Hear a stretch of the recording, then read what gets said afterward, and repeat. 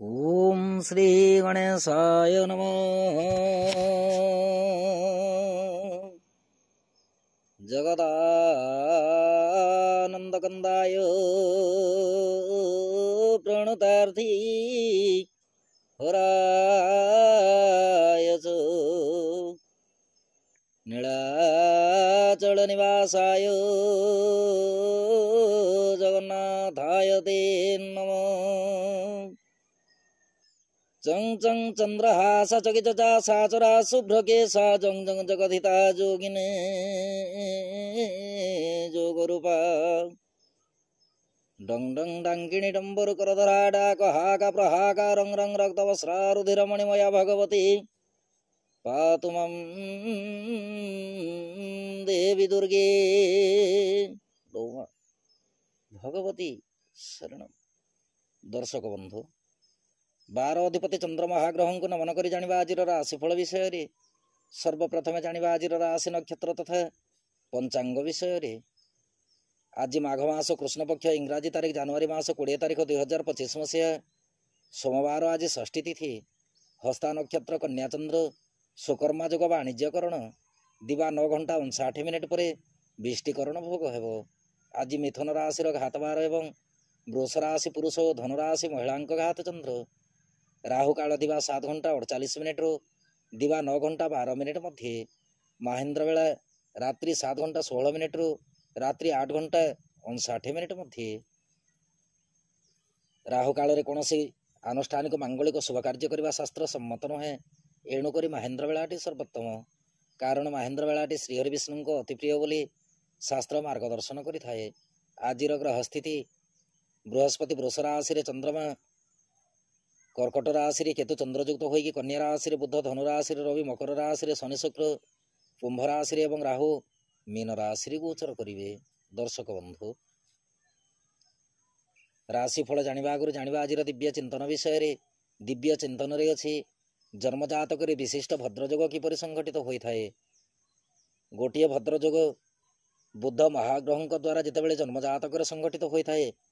अन्य गोटे भद्रयोग मध्य ज्योतिष शास्त्र रे अछि, जहाँकि जन्मजातक यदि यही जोगटी संघटित होइथाए जन्मजातक बुद्धिमान होगा सहित कर्म कुशलता प्राप्ति करिथाए। तत्संगे राजकीय कर्म रे उच्च पदाधिकारी होइकि मान्य गण्य व्यक्ति भाव परिचित होइथाए। विशेषकर यही फलाफलटी ठीक बयसर 50 वर्ष 53 वर्ष भितर जोगटी प्रभावशाली होइथाए। ठीक से ही समय प्रबल मात्रा रे शुभफल प्राप्ति होगा सहित धन धान्य रे जन्मजातक परिपूर्ण होता है। दर्शक बंधु, जदि जन्मकोष्ठी रे चंद्र किबा बृहस्पति लग्न ठारू ठीक द्वितीय भाव रही थे एवं द्वितीयाधिपति ग्रह लग्न ठारू लाभ भाव जहाँकि एकादश भवन रे थिबे एवं लग्नपति जदि शुभग्रह सहित युक्त होइकि रही थांती ताहेले जन्मजातक रे भद्रयोग संगठित होता है। चंद्र किबा बृहस्पति द्वितीय स्थान रे अत्यंत शुभफल प्रदायक हो जाते एवं द्वितीयाधिपति जदि लग्न ठारू एकादश भाव रही था ताहेले महाधनी योग संगठित करिथांती। तत्संगे लग्नपति शुभग्रह युक्त होइथिले जन्मजातक सदा सर्वदा संसार क्षेत्र रे अग्रगण्यर परिचय पाई थाए। दर्शक बंधु, यही जोगटी जन्मजातक रे अल्प मात्रा देखा मिले। एबे आसंतु जानिबा आजिर राशिफल विषय रे। राशिफलटी आपणक चंद्र राशि उपर आधारित। आपणक जन्मकोष्ठी रे चंद्रमा जो राशि रे अवस्थान करिसंती सी हेउछि आपणक चंद्र राशि वा जन्म राशि। जदि आपण निजर जन्म राशि जानि नाहंती ताहेले प्रचलित नाम राशि अनुसार राशिफलटी देखि पारिबे। चंद्रमा आज स्वनक्षत्र रे कन्या राशि रे केतु युक्त होइकि राहु को दृष्टि रे रही गोचर करिवे। फल मेष राशि ठारू मीन राशि पर्यंत द्वादश राशि उपर चंद्रमा केउं प्रकार प्रभाव रहिबो उक्त विषय वस्तु उपर परिचित हेबा। काल पुरुष चक्र अनुसार प्रथम राशि मेष राशि व्यक्ति विशेषों दिनटी चंद्रमा राशि ठारू षष्ठ स्थान रे गोचर करिवे। फल कार्य क्षेत्र एवं व्यवसाय रे बंधु सहयोग प्राप्ति हेब। सरकारी बेसरकारी कर्म को लेकिन आशातीत फल प्राप्ति करिवे। दाम्पत्य और प्रेम संपर्क सुखद रहिबा सहित आर्थिक स्थिति अति उत्तम अटे। दिनटी गुप्त शत्रु पराजित हेबे। आईन अदालत कर्म तथा राजनीति क्षेत्र में उन्नतिर मार्गदर्शन करिवे। स्वास्थ्य शरीर अति उत्तम अटे। यात्रा दिनटी अमृत तुल्य। विद्यार्थी और महिला मान कार्य क्षेत्र में आश्वस्ति लाभ करिवे। ଆପଣଙ୍କ ପାଇଁ ଶୁଭ ରଙ୍ଗ ଆଜି ଫିକା ଗୋଲାପୀ ରଙ୍ଗ, ଶୁଭ ଅଙ୍କ 4। ଆପଣ ଆଜି ଦୁମ୍ ଦୁର୍ଗାୟ ନମଃ ଏହି ମନ୍ତ୍ରକୁ ପଠନ କରନ୍ତୁ। ଦିନଟି ଅତ୍ୟନ୍ତ ସୁଖଦ ରହିବ। ବୃଷ ରାଶି ବ୍ୟକ୍ତି ବିଶେଷଙ୍କ ପାଇଁ ଦିନଟିରେ ଚନ୍ଦ୍ରମା ରାଶିଠାରୁ ପଞ୍ଚମ ସ୍ଥାନରେ ଗୋଚର କରିବେ। ଫଳରେ କାର୍ଯ୍ୟକ୍ଷେତ୍ର ଏବଂ ବ୍ୟବସାୟରେ ଅଳ୍ପ ମାତ୍ରାରେ ମନ ଭିତରେ ବିରକ୍ତି ଭାବନା ଆସିପାରେ। ସରକାରୀ ବେସରକାରୀ କର୍ମକୁ ନେଇକି କଷ୍ଟ ଅନୁଭବ କରିପାରନ୍ତି। ଦାମ୍ପତ୍ୟ ଓ ପ୍ରେମ ସମ୍ପର୍କ ଆଦ୍ୟ ଶୁଭଦାୟକ ନୁହେଁ। ଦିନଟିରେ ସନ୍ତାନ ସନ୍ତତିଙ୍କ କାର୍ଯ୍ୟକଳାପ ଉପରେ କଡ଼ା ନଜର ରଖନ୍ତୁ। ଆର୍ଥିକ ଦୃଷ୍ଟିକୋଣରୁ ଦେଖିବାକୁ ଗଲେ ଆର୍ଥିକ ସ୍ଥିତିକୁ ନେଇକି ବାଦ ବିବାଦ ଉତ୍ପନ୍ନ ହୋଇପାରେ। ସ୍ୱାସ୍ଥ୍ୟ ଶରୀର ମଧ୍ୟମରୁ ଉତ୍ତମ ଅଟେ। ଯାତ୍ରା ପାଇଁ ଦିନଟି ମଧ୍ୟମ ଫଳଦାୟକ। ବିଦ୍ୟାର୍ଥୀ ଓ ମହିଳାମାନେ କାର୍ଯ୍ୟକ୍ଷେତ୍ରରେ ଅନ୍ୟ ଉପରେ ନିର୍ଭରଶୀଳ ରହିବେ। ଆପଣଙ୍କ ପାଇଁ ଶୁଭ ରଙ୍ଗ ଆଜି ଧବଳ ବର୍ଣ୍ଣ ରଙ୍ଗ, ଶୁଭ ଅଙ୍କ 7। ଆପଣ ଆଜି ଓଁ ନମୋ ଭଗବତେ ବାସୁଦେବାୟ ନମଃ ଏହି ମନ୍ତ୍ରକୁ ପଠନ କରନ୍ତୁ। ଦିନଟି ଅତ୍ୟନ୍ତ ସୁଖଦ ରହିବ। ମିଥୁନ ରାଶି ବ୍ୟକ୍ତି ବିଶେଷଙ୍କ ପାଇଁ ଦିନଟିରେ ଚନ୍ଦ୍ରମା ରାଶିଠାରୁ ଚତୁର୍ଥ ସ୍ଥାନରେ ଗୋଚର କରିବେ। ଫଳରେ କାର୍ଯ୍ୟକ୍ଷେତ୍ର ଏବଂ ବ୍ୟବସାୟରେ ଅନ୍ୟ ମନସ୍କ ଭାବେ କର୍ମ ସମ୍ପାଦନ ହେବ। ସରକାରୀ ବେସରକାରୀ କର୍ମକୁ ନେଇକି ମନ ଭିତରେ ଆଶାତୀତ ଫଳପ୍ରାପ୍ତିରେ ବିଳମ୍ବ ଯୋଗ ଦେଖାଯିବ। ଦାମ୍ପତ୍ୟ ଓ ପ୍ରେମ ସମ୍ପର୍କ ମଧ୍ୟମରୁ ଉତ୍ତମ ଅଟେ। ଦିନଟିରେ ଭୂସମ୍ବନ୍ଧୀୟ କାର୍ଯ୍ୟକଳାପକୁ ନେଇକି ବାଦ ବିବାଦ ଉତ୍ପନ୍ନ ହେବା ସହିତ ମାତୃପୀଡ଼ାର ସୂଚନା ପରିଲକ୍ଷିତ ହୁଏ। ପରିବାର ମଧ୍ୟ ଶାନ୍ତିର ବାତାବରଣ ରଖନ୍ତୁ। ଆର୍ଥିକ ଦୃଷ୍ଟିକୋଣରୁ ଦେଖିବାକୁ ଗଲେ ଆବଶ୍ୟକ ସ୍ଥଳେ ଋଣ ଗ୍ରହଣ କରିପାରନ୍ତି। ସ୍ୱାସ୍ଥ୍ୟ ଶରୀର ଆଦ୍ୟ ଶୁଭଦାୟକ ନୁହେଁ। ଯାତ୍ରା ପାଇଁ ଦିନଟି ମଧ୍ୟମ ଫଳଦାୟକ। ବିଦ୍ୟାର୍ଥୀ ଓ ମହିଳାମାନେ କାର୍ଯ୍ୟକ୍ଷେତ୍ରରେ କଳହର ବାତାବରଣ ଲକ୍ଷ୍ୟ କରିବେ। ଆପଣଙ୍କ ପାଇଁ ଶୁଭ ରଙ୍ଗ ଆଜି ଘୃତବର୍ଣ୍ଣ ରଙ୍ଗ, ଶୁଭ ଅଙ୍କ 4। ଆପଣ ଆଜି ଦେବୀ ମନ୍ଦିରରେ ଘୃତ ଦୀପ ଅର୍ପଣ କରନ୍ତୁ। ଦିନଟି ଅତ୍ୟନ୍ତ ସୁଖଦ ରହିବ। କର୍କଟ ରାଶି ବ୍ୟକ୍ତି ବିଶେଷଙ୍କ ପାଇଁ ଦିନଟିରେ ଚନ୍ଦ୍ରମା ରାଶିଠାରୁ ତୃତୀୟ ସ୍ଥାନରେ ଗୋଚର କରିବେ। ଫଳରେ କାର୍ଯ୍ୟକ୍ଷେତ୍ର ଏବଂ ବ୍ୟବସାୟରେ ଆକସ୍ମିକ ଧନ ଲାଭର ସୂଚନା ଅଛି। ସରକାରୀ ବେସରକାରୀ କର୍ମକୁ ନେଇକି ସଫଳତାର ଚାବିକାଠି ପ୍ରାପ୍ତି କରିବେ। ଦାମ୍ପତ୍ୟ ଓ ପ୍ରେମ ସମ୍ପର୍କ ସଦୃଢ଼ ରହିବା ସହିତ ପ୍ରେମ ସମ୍ପର୍କକୁ ନେଇକି ନୂତନ ଅନୁଭୂତି ଜାଗ୍ରତ ହେବ। ଆର୍ଥିକ ସ୍ଥିତି ଅତି ଉତ୍ତମ ରହିବ। ସ୍ୱାସ୍ଥ୍ୟ ଶରୀର ସବଳ ଅଟେ। ଯାତ୍ରା ପାଇଁ ଦିନଟି ଅମୃତ ତୁଲ୍ୟ। ବିଦ୍ୟାର୍ଥୀ ଓ ମହିଳାମାନେ କାର୍ଯ୍ୟକ୍ଷେତ୍ରରେ ସାହାଯ୍ୟ ସହାନୁଭୂତି ପ୍ରାପ୍ତି କରିବେ। ଆପଣଙ୍କ ପାଇଁ ଶୁଭ ରଙ୍ଗ ଆଜି ନାରଙ୍ଗୀ ବର୍ଣ୍ଣ ରଙ୍ଗ, ଶୁଭ ଅଙ୍କ 2। ଆପଣ ଆଜି ଶୀତଗଞ୍ଜିକା ମନ୍ତ୍ର ପଠନ କରନ୍ତୁ। ଦିନଟି ଅତ୍ୟନ୍ତ ସୁଖଦ ରହିବ। ସିଂହ ରାଶି ବ୍ୟକ୍ତି ବିଶେଷଙ୍କ ପାଇଁ ଦିନଟିରେ ଚନ୍ଦ୍ରମା ରାଶିଠାରୁ ଦ୍ୱିତୀୟ ସ୍ଥାନରେ ଗୋଚର କରିବେ। ଫଳରେ କାର୍ଯ୍ୟକ୍ଷେତ୍ର ଏବଂ ବ୍ୟବସାୟରେ ପରିଶ୍ରମ ମୁତାବକ ଫଳପ୍ରାପ୍ତି ହେବ। ସରକାରୀ ବେସରକାରୀ କର୍ମକୁ ନେଇକି ସ୍ୱାସ୍ଥ୍ୟ ହାନିର ସୂଚନା ଅଛି। ଦାମ୍ପତ୍ୟ ଓ ପ୍ରେମ ସମ୍ପର୍କ ଆଦ୍ୟ ଶୁଭଦାୟକ ନୁହେଁ। ପରିବାର ମଧ୍ୟ କଳହର ବାତାବରଣ ରହିବା ସହିତ ଜ୍ଞାତି ପରିବାର ବନ୍ଧୁବର୍ଗଙ୍କ ସହିତ ମନମାଳିନ୍ୟତା ଭାବଜାତ ହୋଇପାରେ। ଆର୍ଥିକ ସ୍ଥିତି ଦୁର୍ବଳ ଅଟେ। ସ୍ୱାସ୍ଥ୍ୟ ଶରୀର ଆଦ୍ୟ ଶୁଭଦାୟକ ନୁହେଁ। ଯାତ୍ରା ପାଇଁ ଦିନଟି ମଧ୍ୟମ ଫଳଦାୟକ। ବିଦ୍ୟାର୍ଥୀ ଓ ମହିଳାମାନେ କାର୍ଯ୍ୟକ୍ଷେତ୍ରରେ ତରତର ନିଷ୍ପତ୍ତି ନେଇକି ସନ୍ତାପିତ ହୋଇପାରନ୍ତି। ଆପଣଙ୍କ ପାଇଁ ଶୁଭ ରଙ୍ଗ ଆଜି କେଶର ବର୍ଣ୍ଣ ରଙ୍ଗ, ଶୁଭ ଅଙ୍କ 8। ଆପଣ ଆଜି ଦୁମ୍ ଦୁର୍ଗାୟ ନମଃ ଏହି ମନ୍ତ୍ରକୁ ପଠନ କରନ୍ତୁ। ଦିନଟି ଅତ୍ୟନ୍ତ ସୁଖଦ ରହିବ। କନ୍ୟା ରାଶି ବ୍ୟକ୍ତି ବିଶେଷଙ୍କ ପାଇଁ ଦିନଟିରେ ଚନ୍ଦ୍ରମା ରାଶିରେ ଗୋଚର କରିବେ। ଫଳରେ କାର୍ଯ୍ୟକ୍ଷେତ୍ର ଏବଂ ବ୍ୟବସାୟରେ ଦୀର୍ଘ ସମୟ ଅପେକ୍ଷାରତ ରହିବେ। ମିଳିତ ବ୍ୟବସାୟକୁ ନେଇକି ସତର୍କତା ଅବଲମ୍ବନ କରନ୍ତୁ। ସରକାରୀ ବେସରକାରୀ କର୍ମକୁ ନେଇକି କର୍ମସିଦ୍ଧିର ସୂଚନା ଅଛି। ଦାମ୍ପତ୍ୟ ଓ ପ୍ରେମ ସମ୍ପର୍କ ସୁଖଦ ଅଟେ। ଦିନଟିରେ କୌଣସି ବରିଷ୍ଠ ଦ୍ରବ୍ୟ କ୍ରୟ କରିପାରନ୍ତି।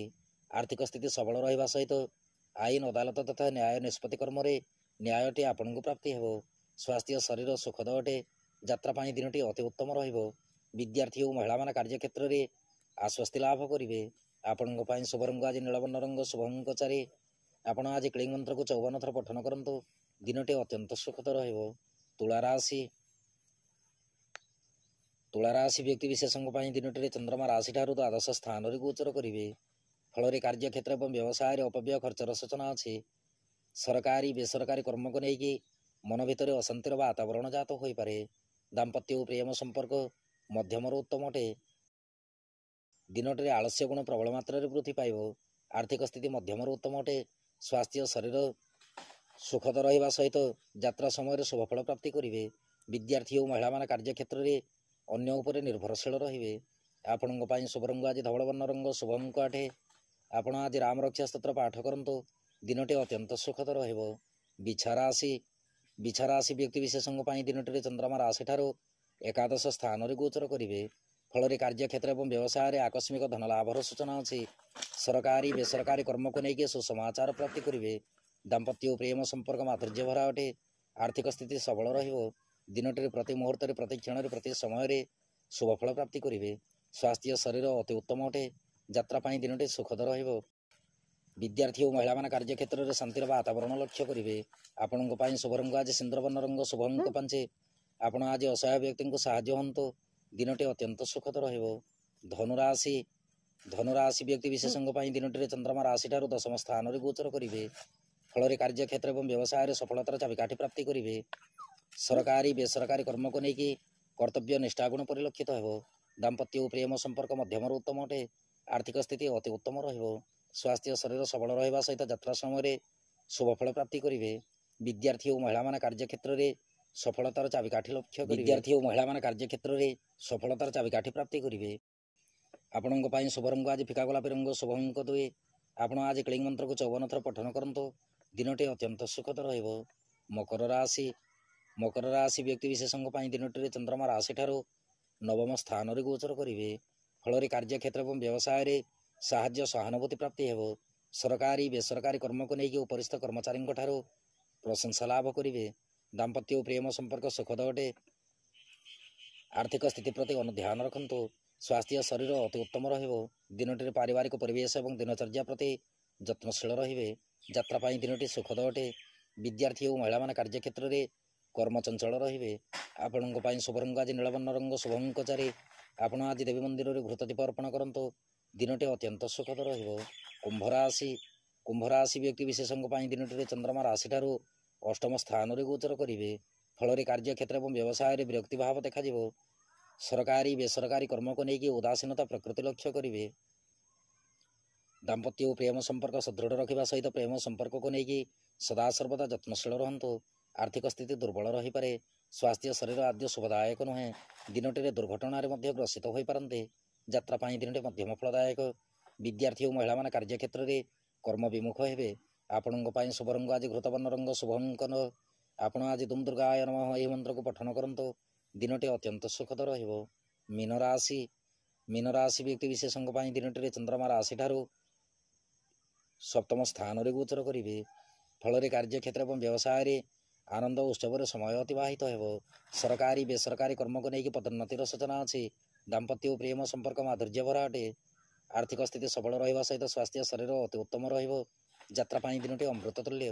ବିଦ୍ୟାର୍ଥୀ ଓ ମହିଳାମାନେ କାର୍ଯ୍ୟକ୍ଷେତ୍ରରେ ପ୍ରଶଂସାର ପାତ୍ର ହେବେ।